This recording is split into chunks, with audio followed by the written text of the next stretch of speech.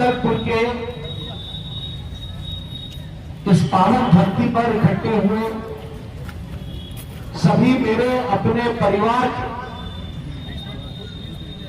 मैं आप लोगों को अपनी पार्टी के सदस्य के रूप में नहीं देखता, क्योंकि आप जानते हैं कि अजीत जोगी जी, जोगी परिवार और बस्तर के बीच में जो रिश्ता है वो कोई पार्टी का रिश्ता नहीं है, वो परिवार का रिश्ता है।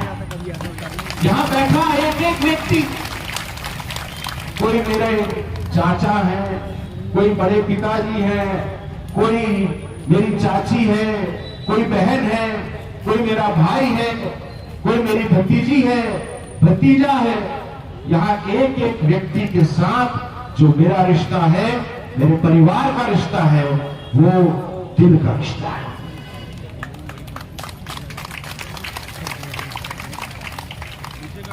सबसे पहले तो मैं मां दंतेश्वरी की इस पावन भूमि को अपना सिर झुकाकर, हाथ जोड़कर, चरण छूकर प्रणाम करता हूं। आप सबको जोहार करता हूं।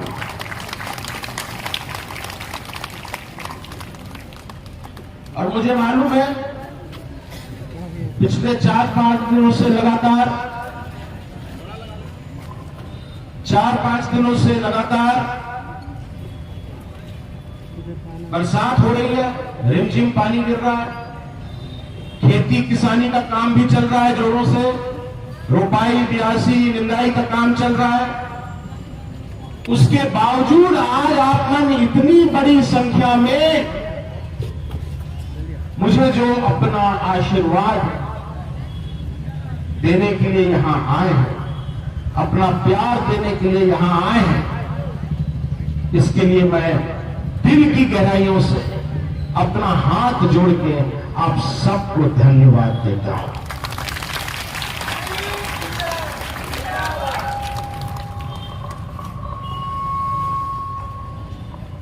मेरे पिताजी स्वर्गीय अजीत जोगी जी अब हमारे बीच में नहीं रहे।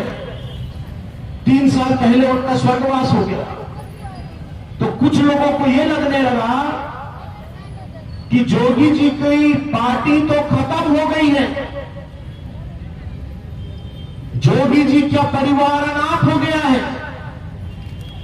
तो मैं उन लोगों को यह बताना चाहता हूं, मेरे पिताजी स्वर्गीय श्री अजीत जोगी जी हमेशा मुझसे बोलते थे कि बेटा, जिसके सिर के ऊपर छत्तीसगढ़ के 3.25 करोड़ गरीब का, मजदूर का, महिलाओं का, माताओं का, बहनों का आशीर्वाद होता है, वो कभी अनाथ नहीं हो सकता।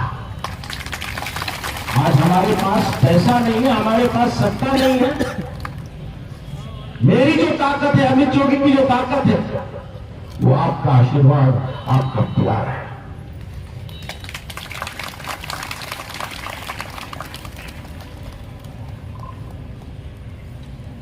मेरे पिताजी एक और बात किया करते थे। वो कहते थे कि बस्तरिया वो है जो महाभारत के कर्ण से भी बड़ा दानवीर है। बस्तरिया का दिल बहुत बड़ा है और इसीलिए वो ये भी कहते थे कि बस्तर इसी तरह अगर दानवीर बना रहे, जो कोई मांगे आप उसको दे दो, तो फिर आखिर में आपके पास, बस्तरिया के पास क्या बचेगा।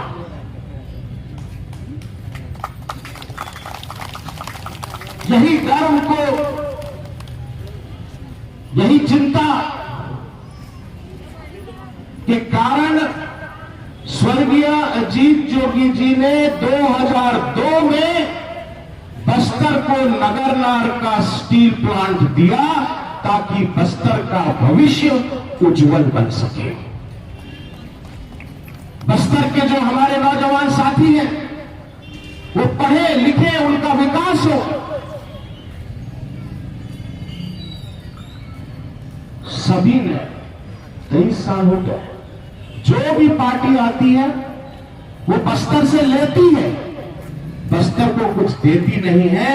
मुझे गर्व है कि मैं एक ऐसे पिता का पुत्र हूं जिसने बस्तर को दिया नगरनार इस्पात संयंत्र स्टील प्लांट बस्तर को दिया। और बड़ा दुख होता है मुझको कि जो प्लांट 2004 में तैयार हो जाना था,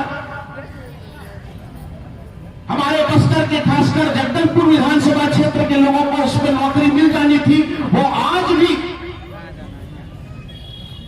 शुरू नहीं हो पाया है। शुरू होने के पहले ही भाजपा और कांग्रेस दोनों मिलकर नगरनार स्टील प्लांट को नीलाम करने का, बेचने का षड्यंत्र रच रहे हैं। तो मैं यहां आके बीजेपी के नेताओं को, कांग्रेस के नेताओं को ये चुनौती देना चाहता हूं कि नगरनार स्टील प्लांट हम बिकने नहीं देंगे, चाहे मुझे यहां पर सूली से फांसी पे लटका दो। नगरनार स्टील प्लांट बस्तर का था, बस्तर का है और बस्तर का रहेगा।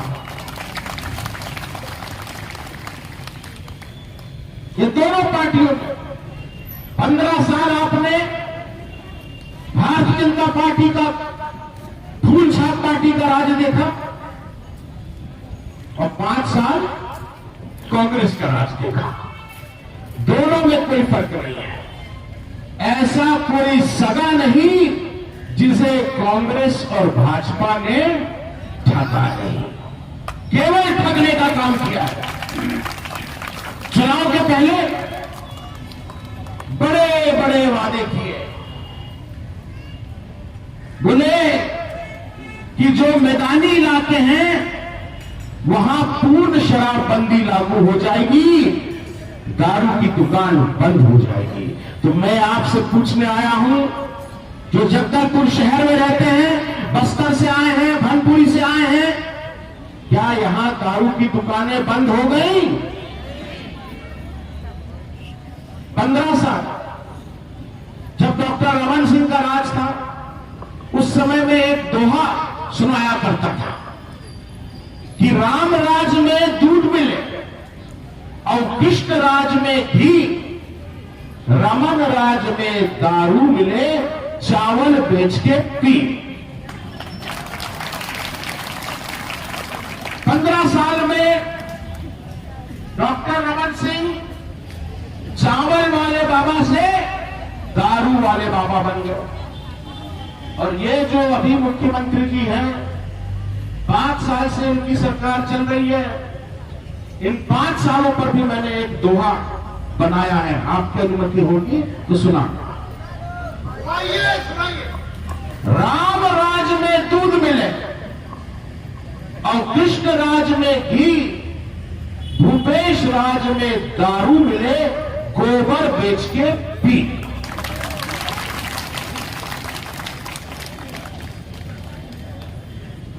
अब छत्तीसगढ़ियों का, बस्तरियों का यही काम बच गया है, गोबर बेचना।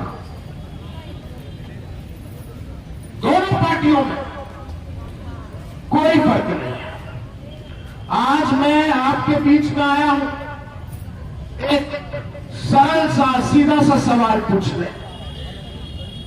कांग्रेस और भाजपा के जितने भी पूर्व और वर्तमान विधायक हैं, मंत्री हैं, उनके बच्चे कहां पढ़ रहे हैं? कोई बस्तर में नहीं रहता, सब बाहर।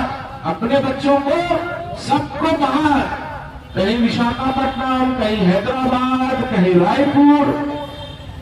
अपने बच्चों को तो नेता लोग बाहर पढ़ने के लिए, अपनी जिंदगी संवारने के लिए भेजते हैं, बस्तर में रह जाता है तो केवल गरीब के बच्चे, मजदूर के बच्चे, किसान के बच्चे।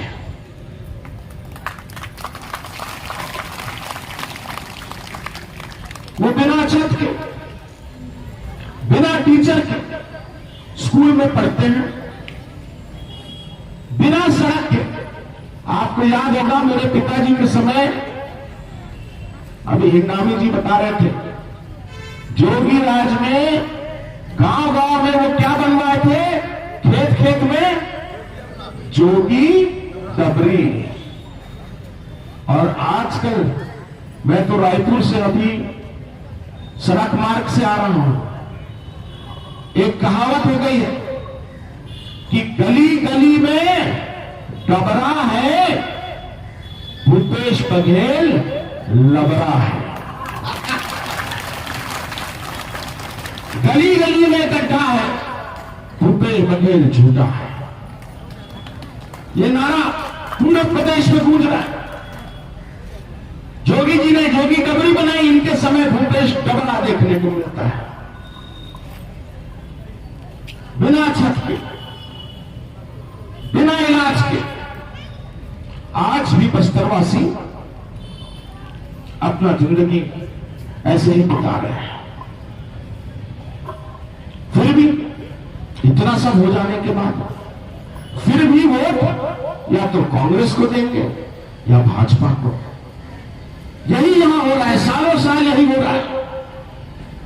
और बस्तरिया यही बैठकर रो रहा है। बस्तर के रहने वालों की प्रति व्यक्ति आय आज भी पूरी दुनिया में नहीं, पूरे भारत में सबसे कम अगर किसी की प्रति व्यक्ति आय है तो वो बस्तरियों की है। 1 लाख रुपए से कम।